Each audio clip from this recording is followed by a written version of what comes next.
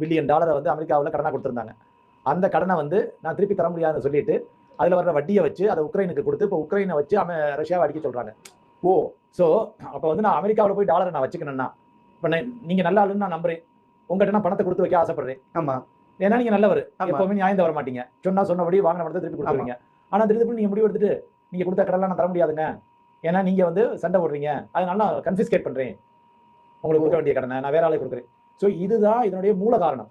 தங்கத்தினுடைய விலையேற்றத்தினுடைய மூல காரணம் வந்து அமெரிக்கா வந்து தன்னுடைய ப்ராமிஸை வைக்காததுதான். ஸோ ரஷ்யாவை ஏமாத்ததுனால இப்படி வந்ததுன்னு சொல்றீங்க. அதுதான் ஆரம்பம். அதுதான் ஆரம்பம். ஸோ அது ஆரம்பிச்ச உடனே என்ன ஆயிடுச்சு அப்படின்னா, இந்தியா பார்த்துச்சு, ஐயோ நம்ம 600 billion 700 billion dollar 800 billion dollar அமெரிக்காவே நம்பி போய் கடன் கொடுத்துட்டு இருக்கோமே, டாலர்லயே நம்மளுடைய சர்ப்ளஸ் பூரா இப்போ நம்ம எப்படி சொல்றோம், சேவிங்ஸ் மியூச்சுவல் ஃபண்ட்ல போடுங்க, போஸ்ட் ஆஃபீஸ் வைங்க, பேங்க்ல வைங்க, கோல்டுல வைங்க, நிலத்துல போடுங்கன்னு சொல்றாங்க. மண்ணில போடுங்க, இதெல்லாம் வீடு வாங்க நிலம் வாங்க. அதெல்லாம் இந்தியா போன்ற அரசாங்கங்கள், சீன அரசாங்கம் எல்லாரும் என்ன பண்றாங்க, தங்களுடைய சர்ப்ளஸ் வந்து அமெரிக்காவில் போய் டெபாசிட் பண்ணி வச்சுக்கிறாங்க. அமெரிக்க அரசாங்கத்துக்கு கடனா கொடுக்குறாங்க. இது எதுக்கு சார் எல்லா நாடும் அமெரிக்கா கொடுக்குறாங்க?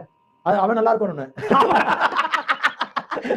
என்ன காரணம்னு பாத்தீங்கன்னா, எல்லா நாடும் அவங்க கிட்ட கொடுத்துட்டு இருக்கு. ஏன்னா உலக அளவுல வந்து ரிசர்வ் கரன்சி அப்படின்னு சொல்லக்கூடியது வந்து அமெரிக்க டாலர் தான். சோ இப்போ உலகளாவிய வர்த்தகம் நடக்கிறது வந்து டாலர்ல நடக்குது. ஆமா.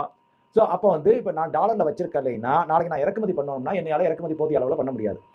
சோ இதுக்காக பயந்து அமெரிக்க ரிசர்வ் கரன்சில கொண்டே எல்லா நாடுகளும் முதலீடு செஞ்சு வச்சிருக்காங்க. பர்டிகுலரா சீனா ரொம்ப அதிகம். ஆமா, அமெரிக்காக்கு அதிகமா கொடுத்துருக்கிறது 1000 பில்லியன் டாலர், இந்தியா கிட்டத்தட்ட 700-800 பில்லியன் டாலர்ஸ். அதுக்கப்புறம் ஒவ்வொரு நாடும் அவங்க சைஸுக்கு ஏற்ற மாதிரி அங்கே கடன் கொடுத்து வச்சிருக்காங்க.